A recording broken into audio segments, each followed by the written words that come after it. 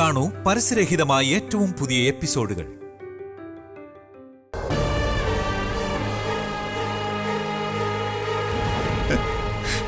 പറ്റില്ല അല്ലേ? അപ്പൊ പോട്ടെ ഡി കെ, കാണാം. മെന്നെ വീട് വരെ ഞാൻ കൊണ്ടുവിടാം. ഏയ് വേണ്ട ഡി കെ, ഞാനിവിടെ നടന്നു പോയിക്കൊള്ളാം, അടുത്തല്ലേ.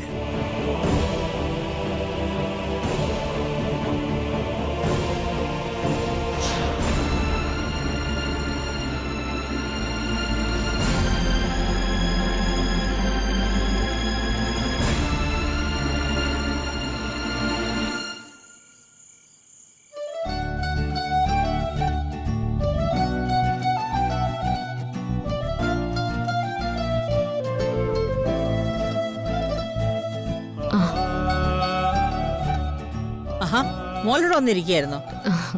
എന്താ ഫുഡ് കഴിക്കാതിരുന്നേ? അല്ല, ഏട്ടനും കൂടി വരട്ടെ അമ്മേ, എന്നിട്ട് കഴിക്കാം. ഓ, ലവ്. ഹസ്ബൻഡ് വന്നാലേ വൈഫ് കഴിക്കത്തുള്ളൂ. ബ്യൂട്ടിഫുൾ. ആ ബേട്ടി, അവൻ ചിലപ്പോഴേ കുറച്ച് ലേറ്റ് ആവും. ഒരു കാര്യം ചെയ്താലോ, നമുക്ക് ഒരുമിച്ച് കഴിച്ചാലോ? വെറുതെ കാത്തിരുന്ന് നിനക്ക് വിശക്കുന്നില്ലേ? ഇല്ലമ്മേ, ഏട്ടൻ ഇപ്പൊ ഇങ്ങ് വരുമല്ലോ. അത് നിനക്കെങ്ങനെ അറിയാം? അവൻ എന്നെ വിളിച്ചിരുന്നോ? അതൊക്കെ എനിക്കറിയാം. ഏട്ടൻ വരാതെ ഞാൻ കഴിച്ചാ ചിലപ്പോ ഏട്ടനത് സങ്കടമായാലോ. Oh my God, what is this? My little കണ്ണാ, ഇവരുടെ ഈ സ്നേഹം നീ കാണിച്ചു തന്നല്ലോ. താങ്ക് യു സോ മച്ച് കണ്ണാ. അതല്ലമ്മേ, ഈ ഭാര്യയും ഭർത്താവും ഒന്നിച്ചിരുന്ന് ഭക്ഷണം കഴിക്കുന്നതിന്റെ സുഖവും സന്തോഷവും വേറെ എവിടെ കിട്ടും? ബേട്ടി, കുടുംബം എന്ന് പറയുന്നത് കൂടുമ്പോഴുള്ള ഇമ്പമാ. ഊണുമേശയിൽ ഒരുമിച്ചിരുന്ന് ഭാര്യയും ഭർത്താവും ആഹാരം കഴിക്കുമ്പോൾ പരസ്പരം പാത്രങ്ങളിലേക്ക് ഷെയർ ചെയ്ത് കൊടുക്കുമ്പോഴേ അവരുടെ ഉള്ളിലോട്ടെ അവരുടെ വയറ് മാത്രമല്ല നിറയുന്നത്, മനസ്സും നിറയും. ആഹാരം മാത്രമല്ല, സ്നേഹം കൂടിയാ വിളമ്പുന്നത്. അങ്ങനെയുള്ള ദമ്പതിമാര് ജീവിതത്തിൽ ഒരിക്കലും പരസ്പരം വഴക്കിടുവോ പിണങ്ങോ ഒന്നും ചെയ്യില്ല.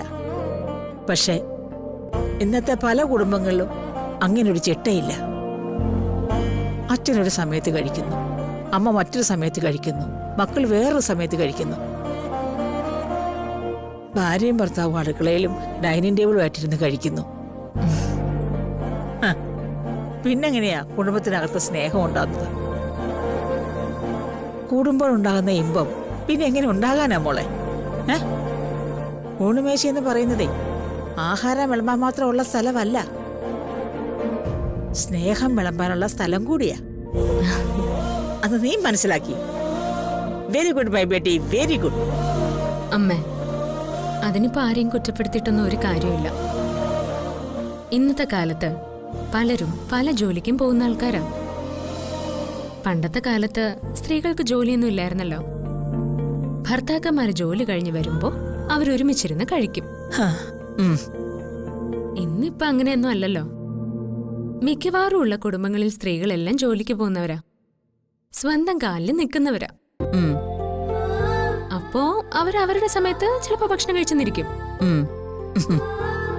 പക്ഷെ എന്നാലും ഒരു ദിവസമെങ്കിലും വൈകുന്നേരം ഒരു നേരമെങ്കിലും എല്ലാവരും കൂടി ഒന്നിച്ചിരുന്ന് ഭക്ഷണം കഴിച്ച അമ്മ പറയുന്ന പോലെ അവര് തമ്മിൽ പിണങ്ങില്ലെന്നാ എന്റെ വിശ്വാസം. Correct Beti, correct my Beti. അമ്മയ്ക്ക് വിശക്കുന്നെങ്കിൽ അമ്മ പോയി കഴിച്ചിട്ട് വരൂ കേട്ടോ. നോ ബേട്ടി, സന്തോഷം കൊണ്ട് എന്റെ കണ്ണ് നിറഞ്ഞുപോയി, മനസ്സും നിറഞ്ഞു, വയറും നിറഞ്ഞു. ഇനി എനിക്കൊന്നും കഴിച്ചില്ലെങ്കിൽ കുഴപ്പമില്ല. സ്നേഹം കൊണ്ട് എപ്പോഴും ഏത് കഠിനഹൃദയനായ ഭർത്താവിനെയും കീഴടക്കാമെന്ന് നീ പഠിപ്പിച്ചു. നിന്റെ സ്നേഹം എന്നും അവന് ബലം തന്നെയാ മോളെ. ഇനി അവന്റെ ലൈഫിലെ ഒരു പ്രോബ്ലം ഉണ്ടാവില്ല. Thank you. നിങ്ങൾ ഇങ്ങനെ ഹാപ്പി ആയിട്ട് ജീവിച്ച് കണ്ടാ മതി. മൈ ലിറ്റിൽ കണ്ണാ, എന്റെ കൃഷ്ണ, ഗുരുവായൂരപ്പ.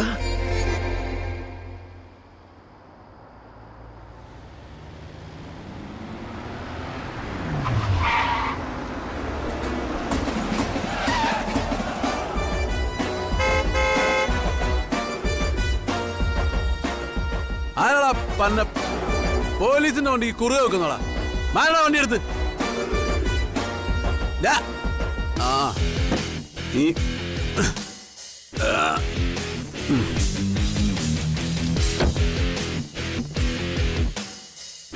ശ്ശെ.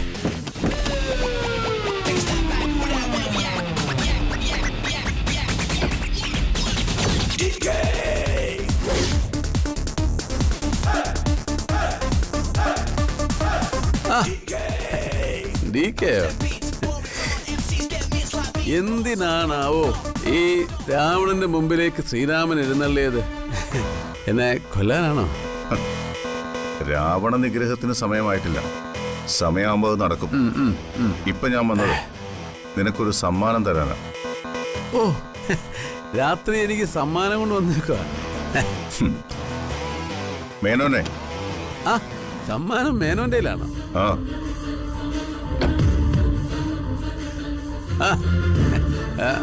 സമ്മാനം എവിടെ മേനോനെ?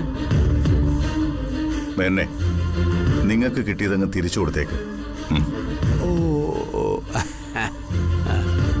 എന്താ മേനോനെ, നിങ്ങൾക്ക് എന്നെ തല്ലണോ? എന്നാ തല്ല്. തല്ലെന്ന്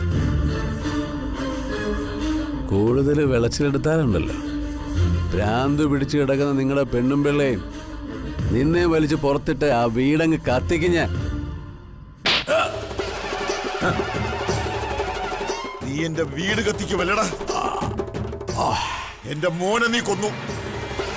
വീടില്ലടാ നിന്നെ ഞാൻ. ഏയ് മേനെ, മതി, വിട്ടേക്ക്. ഇത് ഇവനുള്ളൊരു ടെസ്റ്റ് ഡോസാ.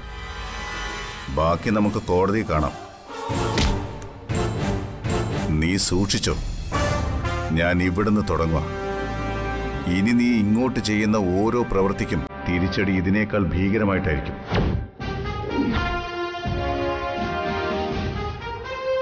എന്റെ മരുമകളുടെ സഹോദരനാണെന്ന ഒരു പരിഗണനയും ഇനി നിനക്കുണ്ടാവില്ല. കൊല്ലാൻ തീരുമാനിച്ച DK നിന്നെ കൊന്നിരിക്കും.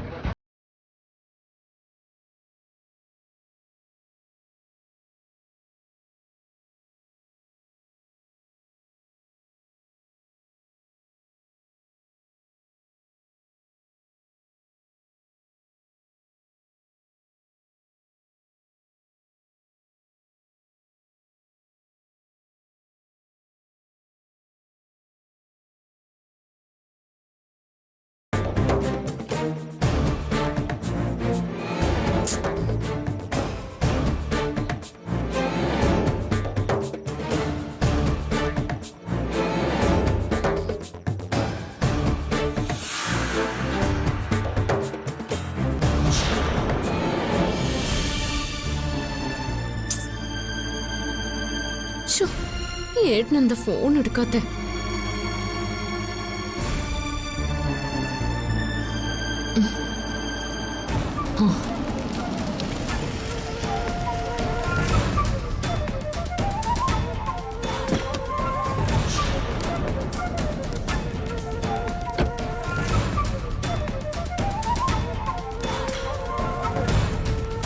ഏട്ടാ, ഏട്ടനെന്തിനാ അവിനാഷിനെ തല്ലാൻ പോയേ? ഞാനിപ്പോ ചോദിച്ചത് കേട്ടില്ലേ? വെറുതെ അവനെ തല്ലാനും കൊല്ലാനും പോയത് എന്തിനാന്ന്? നീ എന്താ എന്നെ ചോദ്യം ചെയ്യണോ? കാര്യം ചോദിക്കുമ്പോ ദേഷ്യപ്പെടുന്ന എന്തിനാ? ദേഷ്യപ്പെടാനുള്ള ചോദ്യങ്ങൾ ചോദിച്ചാ പിന്നെ ഞാൻ എന്ത് ചെയ്യണം? ഒരു വക്കീലിനെ കൊണ്ട് ജാമ്യത്തിനുള്ള ഏർപ്പാട് ചെയ്ത്. അത് നീയാണോ തീരുമാനിക്കുന്നത്?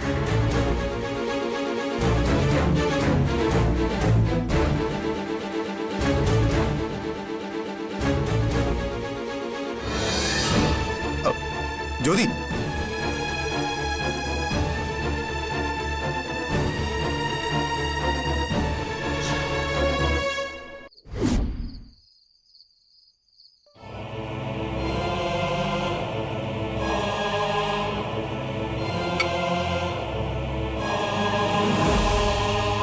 അങ്കിൾ, സാരമില്ല മോളെ. അവൻ എത്ര ദ്രോഹിച്ചാലും ഞാൻ അവനെ വിടത്തില്ല. എന്റെ കുഞ്ഞിന്റെ ജീവൻ എടുത്തവനാ. കേസുമായിട്ട് ഞാൻ ഏതറ്റം വരെയും പോകും. ആരുടെയൊക്കെ കാല് പിടിച്ച് അവൻ സർവീസിൽ തിരിച്ചു കയറി. ആ അധികാരം ഉപയോഗിച്ച് ഭീഷണിപ്പെടുത്തി കേസ് പിൻവലിപ്പിക്കാൻ നോക്കിയതാ. ദൈവം അവനെ ശിക്ഷിക്കും, അതുറപ്പാ. ദൈവമല്ല, അവനുള്ള ശിക്ഷ നമ്മൾ തന്നെ വാങ്ങിച്ചു കൊടുക്കണം. ഒരു കാരണവശാലും അങ്കിളി കേസിൽ നിന്ന് പിന്മാറരുത്. ഞാൻ സാക്ഷി പറയാം. രാജീവേട്ടനെ കൊല്ലുമെന്ന് എന്നോട് അയാൾ പറഞ്ഞതാ. കോടതി അയാളെ ശിക്ഷിക്കും വരെ നമ്മൾ ഇതുമായിട്ട് മുന്നോട്ട് തന്നെ പോണം. എന്തും ചെയ്യാൻ മടിക്കാത്ത ക്രൂരനാവൻ. ഏട്ടൻ അവന് ആവശ്യത്തിന് തിരിച്ചു കൊടുത്തല്ലോ, അത് മതി. എന്റെ ഈ കൈ കൊണ്ടാ ഞാൻ അവനെ തിരിച്ചടിച്ചത്.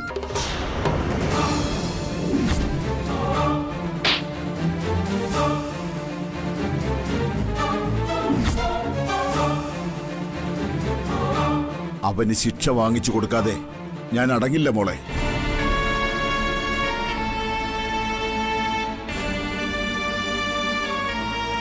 പിന്നെ അങ്കിൾ ഇപ്പൊ വന്നത് മോളോട് മറ്റൊരു കാര്യം പറയാൻ കൂടിയാ. എന്താ അങ്കിളെ? ഞാൻ പറയുന്നത് മോൾ അനുസരിക്കണം. മോള് വേറൊരു വിവാഹത്തിന് സമ്മതിക്കണം. മോളെ, ഞങ്ങളൊക്കെ ഇനി എത്ര കാലം ജീവിക്കുമെന്ന് ആർക്കറിയാം. മേന്നെ ഇവൾക്കൊരു ജീവിതം ഉണ്ടായി കണ്ടിട്ട് മരിക്കണമെന്നാ ഞങ്ങളുടെ ആഗ്രഹം. മോളെ, പോയത് പോയി. ഇനിയുള്ള ജീവിതത്തിലെങ്കിലും നിനക്കൊരു കൂട്ട് വേണ്ടേ മോളെ? മോളെ, എന്റെ മോൻ പോയി. നിന്നെ അവൻ ഒരുപാട് ഇഷ്ടമായിരുന്നു. പക്ഷേ വിധി കരുണ കാണിച്ചില്ല എന്ന് കരുതി മോളുടെ ജീവിതം ഇനി പാഴാക്കരുത്. മോളൊരു വിവാഹത്തിന് സമ്മതിച്ചേ പറ്റൂ.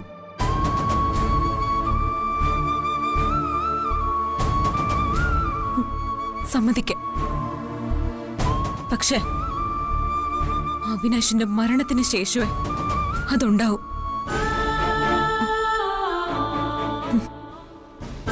അതുവരെ ഞാൻ ഒറ്റയ്ക്ക് തന്നെ ജീവിക്കും.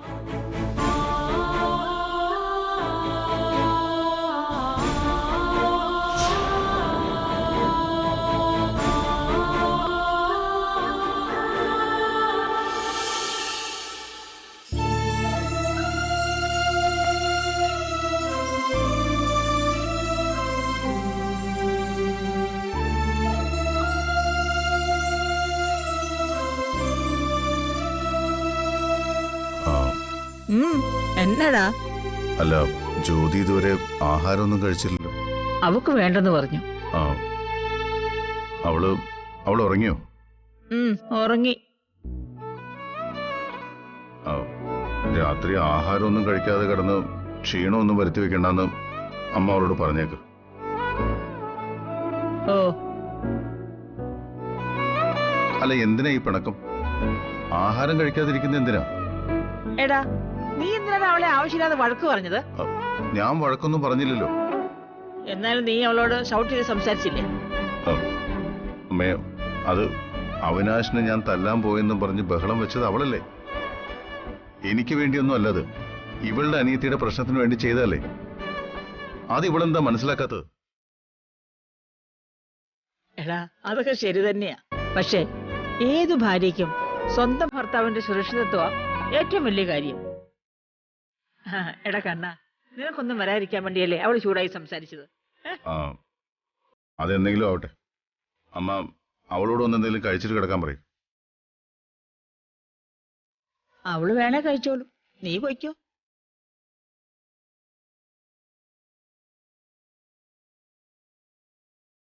പോടാ.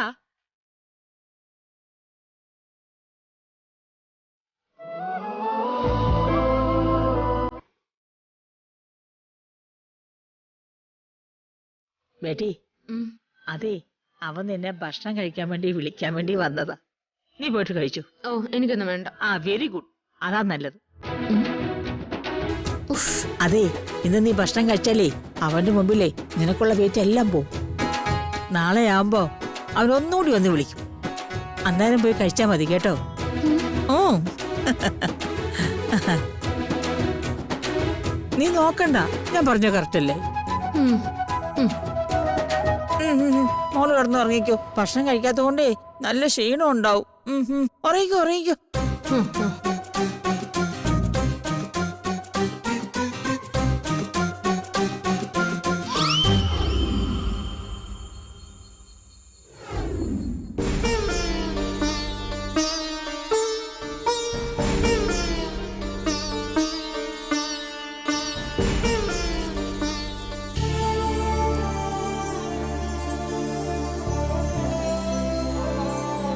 ജ്യോതി, എന്താ ചിത്ര? നീ എന്നോട് ക്ഷമിക്കണം ജ്യോതി. എന്റെ ഏട്ടൻ കാരണം ഇതെല്ലാം സംഭവിച്ചത്. അയ്യേ, അതിന് ചിത്ര എന്തിനാ ക്ഷമ ചോദിക്കുന്നേ? നിന്റെ ഏട്ടനാണെങ്കിലും അവനൊരു അസുരന്റെ ജന്മോ. നിന്നോട് അവൻ എന്തെങ്കിലും ഒരു സ്നേഹം ഉണ്ടായിരുന്നെങ്കിൽ അവൻ ഇങ്ങനെ ഒന്നും ചെയ്യില്ല. നിന്നോടെന്ന് മാത്രമല്ല, ഈ വീടിനോടും ഇവിടെ ഉള്ളവരോടും ഒന്നും അവൻ ഒരു സ്നേഹവും ദാക്ഷിണ്യവും ഒന്നുമില്ല. സ്വന്തം സഹോദരി ജീവിക്കുന്ന വീടാണെന്ന് പോലും ഓർക്കാതെയാ അവൻ ഇതൊക്കെ ചെയ്യുന്നത്. ഈ വീടിനെ നിങ്ങളെയൊക്കെ എന്റെ ഏട്ടന്റെ കയ്യിൽ നിന്ന് രക്ഷപ്പെടുത്താൻ എനിക്ക് എന്തെങ്കിലും ചെയ്യണമെന്ന് ആഗ്രഹമുണ്ട് ജ്യോതി. ഞാൻ എന്ത് ചെയ്യാൻ എനിക്കറിയില്ല. ചിത്ര, ദേ, നീ ഇപ്പൊ അതിനെക്കുറിച്ചൊന്നും ആലോചിക്കണ്ട. പല തവണ അയാളെ കൊല്ലണമെന്ന് പോലും എനിക്ക് തോന്നിയിട്ടുണ്ട്. ഇങ്ങനെയാണ് അയാളെ മുന്നോട്ട് പോകുന്നെങ്കിൽ അത് ചെയ്യാനും ഞാൻ മടിക്കില്ല.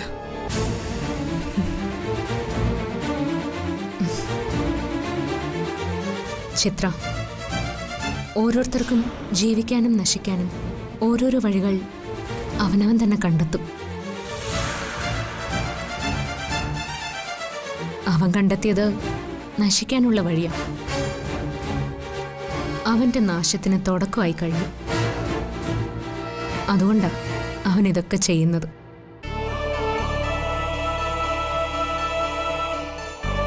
ചിത്ര, നിന്നോടെനിക്ക് ഒരു വിരോധവും ഇല്ല. നീ എനിക്കെന്റെ സ്വന്തം അനിയത്തിയെ പോലെ. ഞാനൊരു കാര്യം പറയട്ടെ, നീ ഇപ്പൊ അവനെ കൊന്ന് ജയിലിൽ പോയതുകൊണ്ട് ഈ പ്രശ്നങ്ങളൊന്നും അവസാനിക്കാൻ പോകുന്നില്ല. വേണ്ടത് എന്താന്ന് വെച്ചാ അത് ഡിക്ക് നോക്കിക്കോളൂ.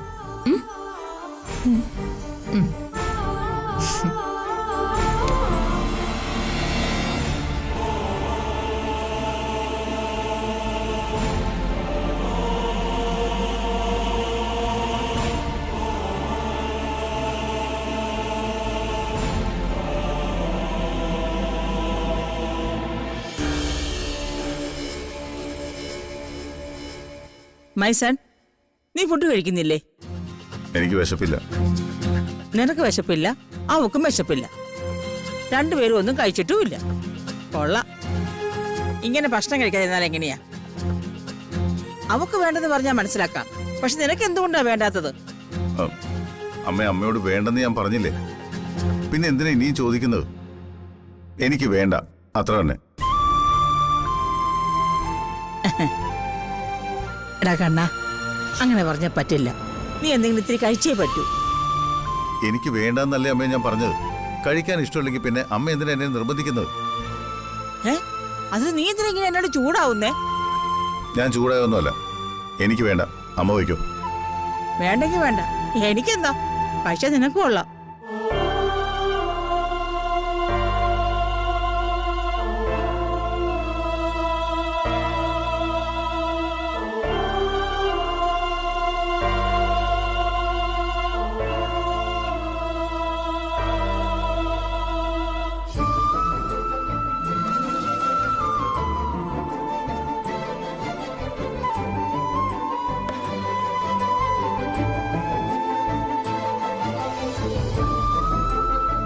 അതെ, നീ തന്നെ അവളെ ഒന്ന് പറഞ്ഞ് മനസ്സിലാക്കണം. ഭക്ഷണം കഴിക്കാതെ ഇങ്ങനെ വാശി പിടിച്ചിരിക്കുന്നത് ശരിയാണോ? അതിന് മാത്രം ഞാൻ അവളോട് വലിയ വഴക്കുന്നിട്ടില്ലല്ലോ. ഒന്ന് ചൂടായതല്ലേ ഉള്ളൂ. ചൂടായതും അല്ല, പറഞ്ഞപ്പോ ശബ്ദം അല്പം ഉയർന്നു പോയി, അത്രയല്ലേ ഉള്ളൂ. അതിനോട് അത്രയ്ക്ക് പിണങ്ങണോ? ഇനിയെങ്കിലും മേലിൽ അവളോട് പട്ടിണി കിടക്കരുതെന്ന് നീ ഒന്ന് പറഞ്ഞ് മനസ്സിലാക്കണം. പറഞ്ഞേ പറ്റൂ. എന്താ പറയില്ലേ? അതെന്താ? ഓ, അത് ശരി. ശരിയാ, നിന്നോടുള്ള ഇഷ്ടത്തേക്കാൾ കൂടുതൽ എനിക്ക് ജ്യോതിയോടാ ഇഷ്ടം. ആ കാര്യത്തിൽ എനിക്ക് ഒരു സംശയമില്ല. ആ, അതിന് കാരണവും നീ തന്നെയാണല്ലോ. നീയിപ്പോ ജ്യോതിയുടെ ഉള്ളിലാണെന്നല്ലേ നീ എന്നോട് പറഞ്ഞത്?